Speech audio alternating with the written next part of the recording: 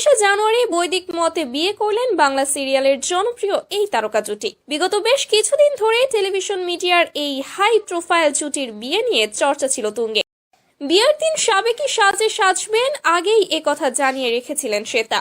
সেই মতো লাল টুকটুকে বেনারসি, লাল ব্লাউজ, লাল ওড়না ও গা ভর্তি সোনার গহনার সাজে একেবারে আপাদমস্তক বাঙালি কোণে সেজেছিলেন তিনি।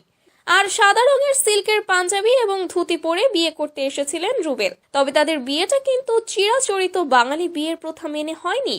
মহিলা পুরোহিত নন্দিনী ভৌমিকের পৌরোহিত্য বৈদিক মতে বিয়ে হয়েছে তাদের।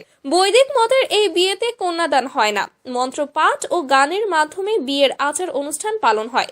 তাতে মালা বদল থেকে সিঁদুর দান সবই হয়। তবে বৈদিক বিয়ের নিয়ম মেনে রুবেলের কপালেও সাম্যের সিঁদুর পরিয়ে দিয়েছিলেন শ্বেতা। তারপর একে একে মালা বদল, খই পরানো ইত্যাদি সব রীতি তারা পালন করেন। বিয়ের পর তাদের একাধিক ছবি ও ভিডিও সোশ্যাল মিডিয়াতে ভাইরাল হয়েছে।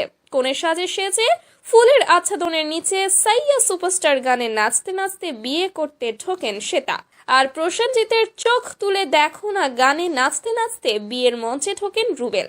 যমুনা থাকি সিরিয়াল করতে গিয়েই দুজনের প্রেম হয়। আসলে শ্বেতা এবং রুবেল ছোটবেলার বন্ধু ছিলেন। যে সময় তারা সিরিয়াল করছিলেন তখন শ্বেতার 9 বছরের সম্পর্ক ভেঙেছিল। রুবেল সেই সময় তার পাশে থাকেন। আর সেই থেকেই তাদের দীর্ঘ 4 বছরের সম্পর্ক পূর্ণতা পেল বিয়েতে।